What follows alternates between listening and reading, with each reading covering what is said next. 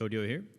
It's been a while since we've seen you. I see you got a new look, the tattoo. Can you talk to us about the inspiration of that and when did you get it? Yeah, I just love artwork, tattoos. Actually, I was getting my armpit done, and it was hurting a little bit, so I was like trying to let it cop out to my tattooer. I was like, hey, let's put one on the face.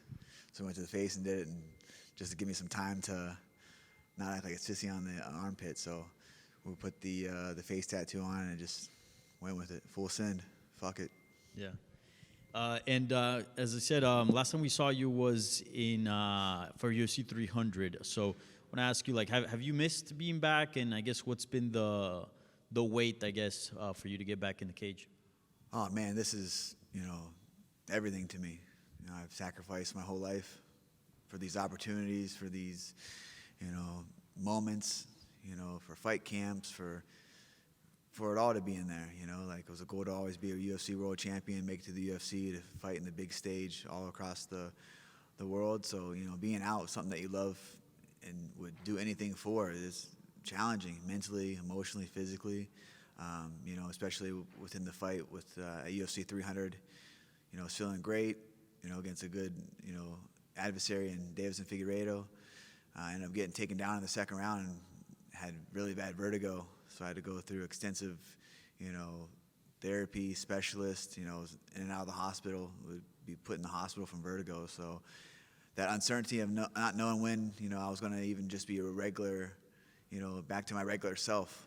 I couldn't even lay down, sleep. It was troubling, but I kept faith in myself, prayed to my God, had a close team, family that loved me and supported me and, was going to get me through it. And I would like to, take hats off to the UFC performance, the doctors there, the PT, everyone there. They put my health first, instead of just jumping me back in the cage to fight, as the fighters wanted to do, I wanted to do. When I was sitting in that hospital bed, I was wanting to do anything to get able to fight, weigh in a fight, but there was no way that I was making it. So they put my health first and really took care of me and got me the best help that I needed to get better, and I felt better than ever. I've had a great camp. We're here talking about the fight, but I'm just very excited to go out there and fight on Saturday for a lot of reasons, but this is the best I felt in a while. Just mental clarity, physically, emotionally. I'm just excited to go on there, and Raoni Barcelos is a dog. That's why I asked for this fight, and just excited to be back, 14 months away. Yeah. Glad you're doing well, man.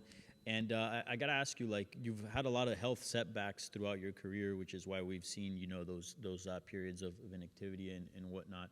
How much has that tested your drive and I guess your want in this sport? Because I think a lot of fighters or a lot of people that would go through that would probably at some point just bail out entirely on the sport. But here you are, returning and you're still at it.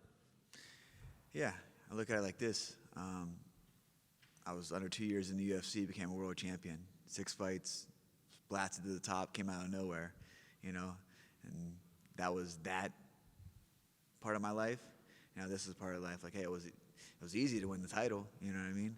It's harder to stay here, and that's what I'm doing. I'm staying here, I think that's the mindset, the mentality that I bring into it. Like, hey, I'm a former world champion. It's great, love it. It was something that was amazing to accomplish, but it didn't fulfill me. So for me to be here, going through what I go through, the injuries, setbacks, losses, whatever you want to call it, to wake up every day and chase this dream, to push yourself to the limit, to set goals inside of the fight, the fight career I'm talking about, something that wakes me up every day, it motivates me, it scares me, it fills me with just all kinds of different emotions, to go in there and fight another man that's willing to do whatever to get the win, to provide for his family, and that's what it is at the end of the day. Like, I got a family that I'm trying to provide for and, make a good life for. So fighting was my outlet, was my gift, I got to use it. So I'm blessed with the skills and just go out there and have fun out there, and that's it. So I think that what keeps me coming back and just showing up every day, no excuses, no one's going to save you, you just got to work hard. No one cares how hard you just got to do it yourself. Yeah. Did it ever get close to you hanging it up, or? Or no, you always knew you were going to return? I mean, I've wanted to hang it up even before I was a professional. You know what I mean? Like why do I do this? Why do I want to do this? But I had no other option. You know, fighting was my way out. You know, all my friends are hooked on drugs, dead, locked up, you know, not happy with life. I was like, man, if I can just tunnel in, zone in, and grind at this, you know, I had, you know, everyone told me I was, you know, I had good potential and was, you know, all this and that, but I was like, man, he really believed it, and then, you know, I made those sacrifices, you know, moving out to alpha male and training with those guys and seeing how talented I was without even really having any experience in fighting besides just, you know, I started training, you know, as a martial artist. I didn't grow up in a martial art dojo, a jiu-jitsu academy. We grew up street fighting, boxing, and wrestling, you know, and going out there to the gym and seeing those talented, you know, humans train to fight and the way they live the martial arts as martial artists was inspiring to be around. And I just like, and this is where I need to be. Got there and, you know, had some luck, got, you know, really good friendships, family from that, and just kind of took off from there and knew that's what I wanted to do. But it's all the time. I mean, even after I won the world title, I wanted to be done. You know, I was like, because it didn't fulfill me. You know, being a world champion, like it wasn't nothing. You gotta think I sat about that and focused on that and worked for that for over a decade. And then when I got the title, it was like, this is it. You know, it wasn't it for me. But I love fighting so much that I need fighting. You know, I truly do need fighting in my life to help me battle my demons, focus, you know, to have that just hunger to wake up and attack every day like I do, you know, and also just the unknowing of the future. Like, yeah, we can say I had a great camp, feeling good, but you still don't know what's going to happen inside that octagon come Saturday night. You can be prepared as you want, but it's still the unknown. I think that's what like excites me every day, to get up and train and, you know, and go after it. Yeah. And lastly, can you give us a preview of this fight with Raoni Barcelos and what are you expecting from him? A veteran like yourself, been around for a while. Yeah, Raoni's been around for a while. You know, looks really good in his last few fights. You know, he's a dog, you know, so, you know, it's going to be a fight, and I'm excited for that. You know, I'm prepared wherever it needs to be, wherever it needs to go to get this win.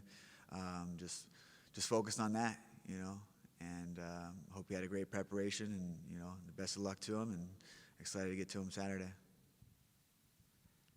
Hey, Cody. I saw on Instagram you recently, I think about 2 weeks ago, hit 3 years sobriety. So congratulations on that.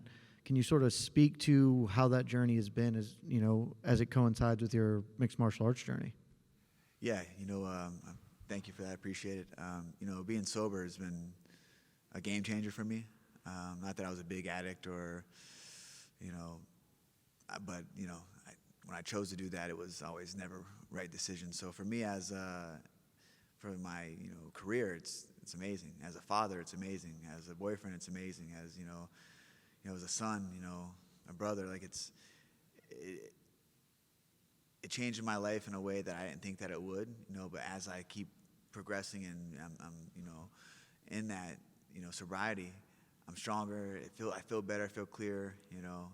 6 months I haven't, you know, smoked weed either, and I've smoked weed since I was, I don't know, 12 years old, 13 years old. So man, just like the clarity that I have going in, you know, just, it's nice, man. Like it's nice to have that mental edge, you know, of clarity inside my career, but also in my life, you know. Like there's no coping mechanism. It's, you face your fears and you get up every day and tackle them no matter what. We all go through things, you know. It's like we don't need to mask them with drugs or alcohol. And I come from a long line of, you know, addicts. You know, my father's an addict, been in prison my whole life, you know. Had a lot of examples in my life that were, you know, family members and uncles that been incarcerated, you know, addicts. So it's, you know, something that I never wanted to do, and I always wanted to make my mom super proud, you know. So I just, you know, if I can quit one thing that's not, you know, a bad habit, then, but it's helped out a lot in life and in my career, just focus, you know. So, you know, it's a good living. Congratulations on that. Sort of related, Sean O'Malley kind of famously, ahead of this UFC 316 fight, mentioned that he had stopped smoking weed this year. He obviously lost, but y'all have a little bit of a history of back and forth. With the win this weekend, is that kind of a fight you would still like to get to at some point? Yeah, he should have kept smoking because he looked like shit. But yeah, whatever he had to do, Sometimes you lose and you try to reinvent yourself and find yourself. And at the end of the day, man, like you know who you are. You know what you got to do. I know I'm, one of the best fighters in the world. So it's like, but when you lose, you got everyone in your ear saying you need to do this and do that. Just remember what got you there and who you are at the end of the day. But yeah, that's a fight that, definitely, I think that's a huge pay-per-view sale fight, Sean and I. But like I said, I'm focused on this fight this Saturday, and then we'll let, everything else fall in line. Do want to go one more to that, though, because after 316, big topic of conversation, Merab Dvalishvili may be the greatest bantamweight of all time. As a bantamweight champion yourself, do you think he's the greatest? Kind of, where do you come down on this argument? I personally, I like Merab. I think he's a great, great human. I mean, just his hard work and his fighting style and just how he is as a person, really humble guy. Great fighter, he's turning it up. He's doing well, he's winning, he's doing his thing in there. As far as best, greatest, you'd have to line him up. I think it's truly Dominic Cruz is the greatest bantamweight of all time. He's, from WC day to here, like I think Dominic Cruz has that. It's hard to keep saying, oh, it's the best, it's the best. It's like, how many best or greatest can you have in a weight class? And that just shows too with the bantamweight how talented it is. The greatest, the greatest, the greatest. How many people you've heard of that the greatest? You had Henry Cejudo that was in there, that was a bantamweight, flyweight champion, one of the greatest as well. Our weight division is stacked. There's so many talented fighters in that division. Thanks, and just last one from me. I believe this is the last fight in your current UFC deal. Are you looking to stay with the promotion or maybe test the waters outside, just kind of get through this week and then move from there? Yeah, see, I do a lot of things that I don't need to publicize or, hey, I'm doing this. I signed a new deal. Ali, my manager, got me a new Congratulations. good deal. He's always, taking care of me. So, like for me, it's just another fight. I obviously love the UFC, want to be with the UFC. It's the best organization in the world.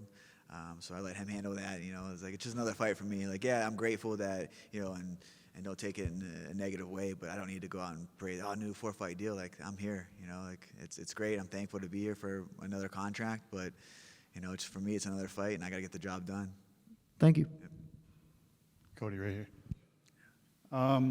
You talked about the Vertigo thing. I just kind of wanted to get into that a little bit because we've seen with like professional golfers who get vertigo on the golf course, they get it to the point where like they'll be walking down the fairway and they have to lie down because it's so bad. That's golfing. You got to go in there and you got to deal with somebody that's punching you in the face for 15 or 25 minutes. Plus, you've got to be able to, be balanced and light on your feet on there. So when it came to the vertigo, like, was it to the point that you couldn't even like move side to side without getting off balance or things like that? Oh, it was horrible. It was actually in the Davison fight when I got taken down. And that's why I laid there. I was like, oh man, I couldn't. It's just spinning so bad. Felt like I had the drunk spins, and I'm like, I got Davison, saying, come on, Cody. And I was like, bro, like, once I stop spinning, man, I'm getting up. We're getting after it, but they just never stopped. And, then training takes in, I was in a vulnerable position where he could really elbow the shit out of me. I was trying to hold his head, and I really didn't know. I couldn't really see, but I could hear. Like, I just feel like I was on a carousel. I could know my coaches were on the right, so I knew I was positioned in the right. But, like, in those transitions of the arm choke and then getting the hooks in, like, my body wasn't reacting. Like, I was just so lagged. And then I was in, just after the fight, I ended up having to just, like, tap out. It was horrible. And then go in the back, and Heather and Olivia took care of me. They gave me some, like, stuff to help me from throwing up. Constantly threw up. I went back and watched the fight at my house, and I kept, like, laying my head back a little bit and running to the bathroom throwing up. Finally, I went to the hospital, and I was admitted to there and just kept throwing up. And thought we had it right. Went to see Dr. Collins in UPMC in Pittsburgh. Did their vestibular therapy. Did all that again. I was like, all right, cool, feeling good. Body was feeling good. I got back in the training. Like, it was all right. And then, fight week with Miles Jones, that Tuesday I woke up and told my girlfriend, I was like, man, I got vertigo. And I just couldn't stop throwing up. Didn't even know where I was at. She had helped me to the car, drive me there. We drove me to the UFC PI. Heather advised us to go there. Dr. Davison saw us at the hospital. Drugged me up so much that I'd wake up, throw up, pass back out, like I was just out of it. And it was like a couple months, man, I just felt not myself, had to go back to the UPMC, go through the vestibular therapy. So like I said, like that 14 months out wasn't just like I chose to be out. Like I was dying to get back. Like I loved to fight. I enjoyed to fight. Like Davison fight was good, until it wasn't. That's something that I couldn't control inside there. But this camp's been good. I'm just hoping that everything stays afloat, we make the weight, and just go have fun on Saturday. And then you talked about earlier about, how there's been so many points in my life where I've been done with fighting. And like, I kind of relate to it, right? Because it's sort of that addictive personality thing where you're like, man, I want to do this. And then you get there and you're like, okay, I got here. Yeah. So what other things do you have in your life to kind of keep you on track, when you get to that point with fighting, like, all right, I'm bored of this, but I know I got to do it because it's my job. Like we see the tattoos, we see the motorcycles. Yeah. So like what sort of things can you go to when you get tired of fighting and be like, man, I got to check out for a day or 25 minutes or anything like that? Yeah, definitely the motorcycles. I have a business partner, Lauren Sallin. We're starting No Love Cycles, so we're doing frame up custom FXR builds. We actually have our first giveaway bike. Should be wrapping up in the next month, so look for that on No Love Cycles and our Instagram pages for that giveaway, how to enter it. But yeah, dude, work on the bikes is like awesome. Like Lauren's great. I've known him for years and became a real close friend of mine. Helps me out. He's a wizard with motorcycles. I mean, I can pick up a bolt that's in my garage. I'm like, dude, what's this off of? I'm like, dude, it's here. He's like, all at your bracket to your exhaust. And I'm like, oh shit, like he's on FaceTime in Tennessee. You know what I mean? I FaceTime him and I have shitty Wi-Fi in my garage. I'm like, dude, like I can't get this clutch out. Like he's like, oh, and so it's good, man. It gives me something else to think about. Like I'll be in there, and I'm like, it's one of those things like if you're taking the primary off, like you have to do it all. Like I can't, like if I can't sleep that night. If I know I got it half taken apart, I have to go down and do it. And he's the same way. He's a hard worker. He's super talented, and also, man, he's just a good dude to be around. Good energy. So we're excited for that, adventure together with No Love Cycles. So definitely the motorcycles and also riding. I love riding. Just getting on the bike and just, go and riding. Like, things that I like to do and enjoy to do can kill you. But, it's like, hey, I'm going to go ride my bike, just go have some fun. I'm going to go ride to the gym. Hope I don't crash on the way and die. And I hope I don't get, my leg broken in sparring. And like I'd ride my bike and I'm riding there. I'm like, man, I hope I don't I literally think that all the time. Like, I hope I don't break my leg kicking so I can ride my bike back, or it's gonna have to get towed. That's the shit that goes in my head when I go to the gym. I'm on the bike. I'm like, damn, but it's freeing. I like it. I pull up on the bike, and so for me, horses too. Spending time with my family. I got an amazing girlfriend, son. I mean, I'm winning at life. That's the thing. Like. The wins and losses in this, keep me afloat and keep me able to do and provide. But like at the end of the day, man, like they're my rock, they're who I go to. So life is good for me with whatever. Wherever I'm at, I know I always can count on them and have people that care about me and will pick me up when I need, carried.